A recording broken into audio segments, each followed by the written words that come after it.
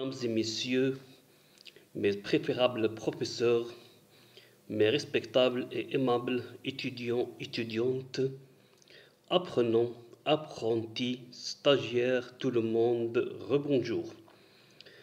Dans cette nouvelle séance ou dans cet nouvel épisode, nous aborderons et nous entamerons et nous évoquerons un nouveau thème qui concerne l'une des activités les plus importantes de la société, c'est la comptabilité des sociétés.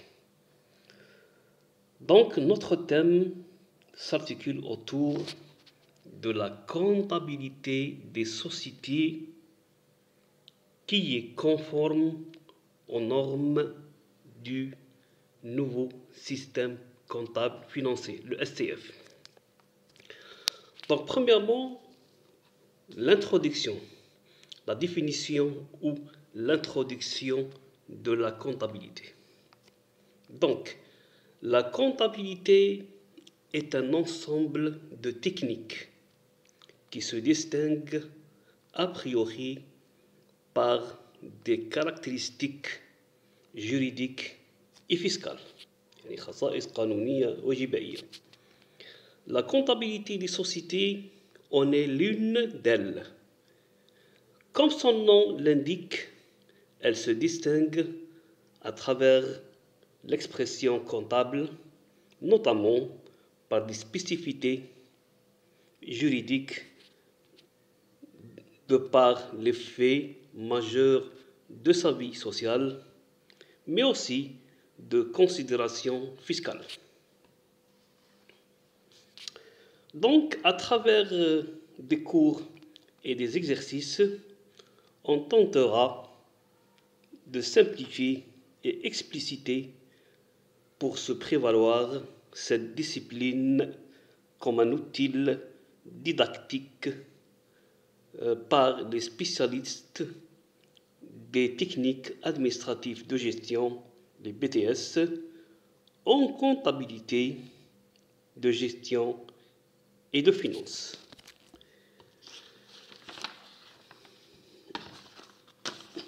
Donc, le premier cours concernant les sociétés commerciales, يعني الشركات التجارية. Premièrement, quels sont les aspects juridiques des sociétés commerciales؟ ما هي المفاهيم القانونية للمؤسسات أو الشركات التجارية؟ Premièrement, le contrat de société, يعني عقد الشركة. La société naît d'un contrat appelé statut, appelé encore pacte social, acte social ou contrat de société. A1. La définition. Le contrat de société est celui par lequel deux ou plusieurs personnes appelées associés conviennent de mettre quelque chose en commun en vue de partager le bénéfice qui en résulte. Remarque, lorsque la société est étatique, celle-ci est créée par décision de l'État,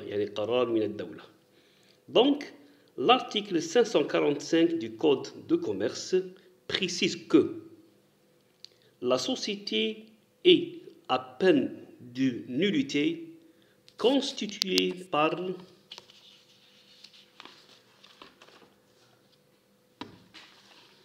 un acte authentique, يعني عقد رسمي, entre associés. Aucun moyen de preuve n'est admis outre et contre le contenu de l'acte de société. Les tiers, يعني الغير, peuvent, s'il y a lieu, être admis à prouver par tous les moyens l'existence de la société. A2. Quelles sont les conditions de validité? Les conditions de validité.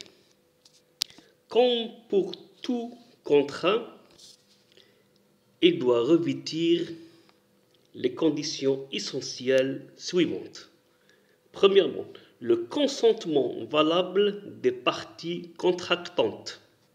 Deuxièmement, la capacité des contractants.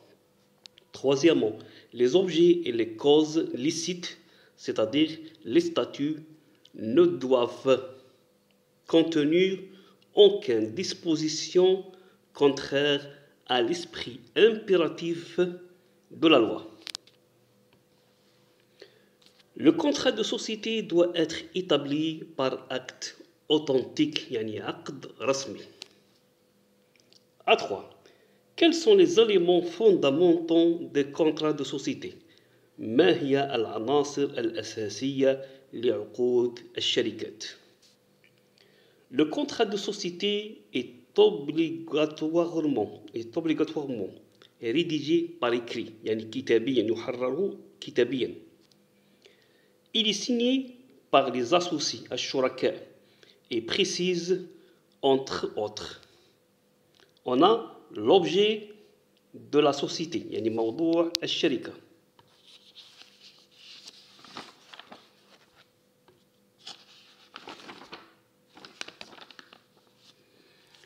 On a aussi la mise en commun des biens constituant les apports, c'est-à-dire la réunion simultanée est nécessaire pour la constitution d'une société.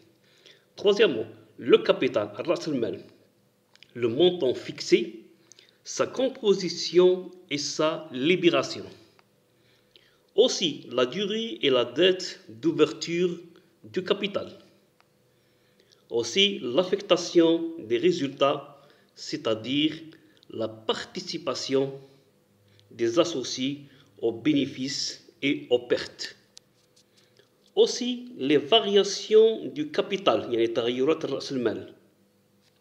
aussi les comptes d'associés,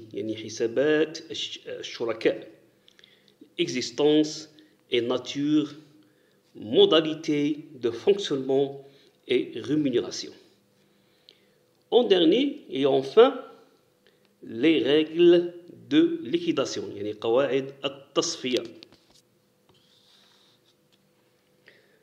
L'article 546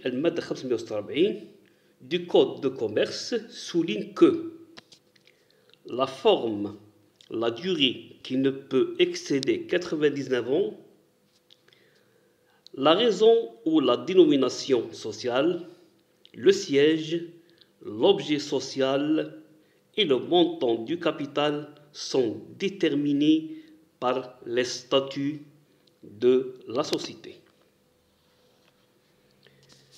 Le contrat de société s'articule subséquemment autour des caractéristiques suivantes.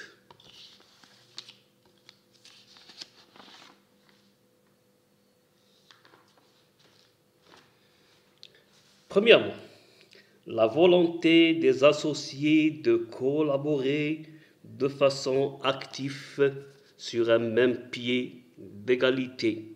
Pourquoi? En vue de réaliser des bénéfices. C'est le principe dit affectio societatis. C'est un terme latin. Ce principe s'apprête plus précisément aux sociétés de personnes. C'est ce qui distingue le contrat de société des autres contrats, par exemple le contrat de travail, de bail, etc. Deuxièmement, l'obligation de réaliser les apports promis. L'associé étant débiteur de l'apport promis peut être contraint à honorer son engagement en le réalisant dans les délais impartis. Aussi, le but lucratif, donc l'objet convergent des associés étant de réaliser des bénéfices et éventuellement les pertes. Son partage représente un élément essentiel. C'est pour cette raison que les clauses statutaires, yani al-bunoud al-nidamiyya, prévoient souvent la manière dont seront répartis les bénéfices et éventuellement les pertes. Signalons بالإشارة aussi que toute clause qui aurait pour effet de priver un associé de bénéfices ou de le dispenser en le déchargeant des pertes qui pourraient en résulter est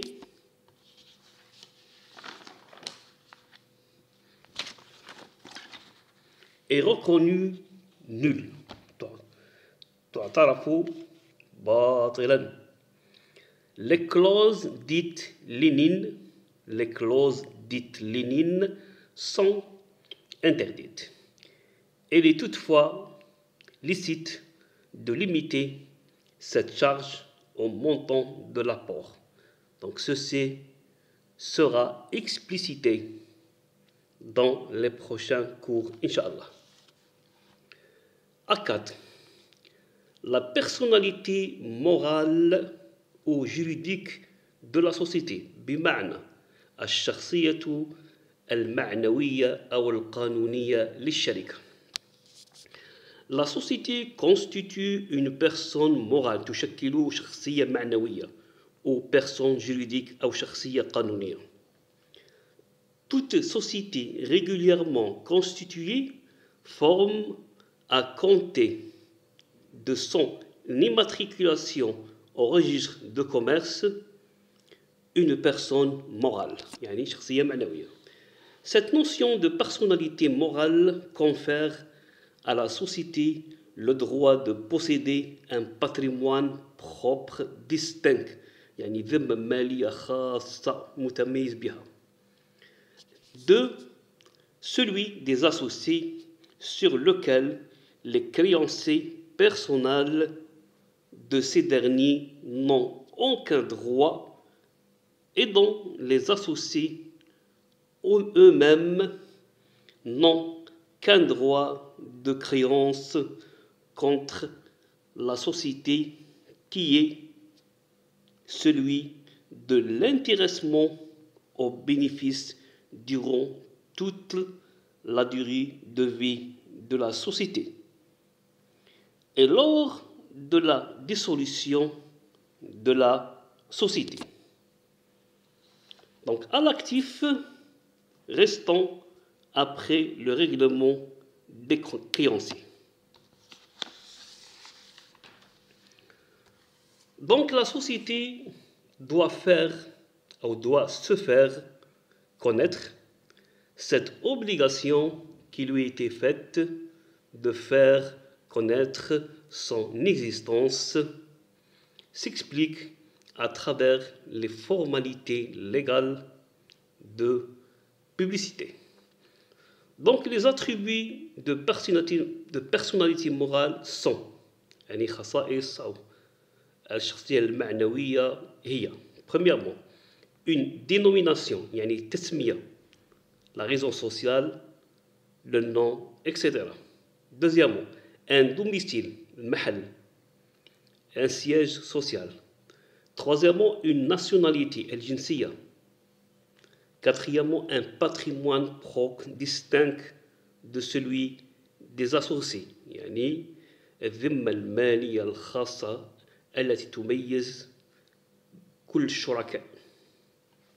وأخيرا la capacité d'exercer ses droits et ses obligations.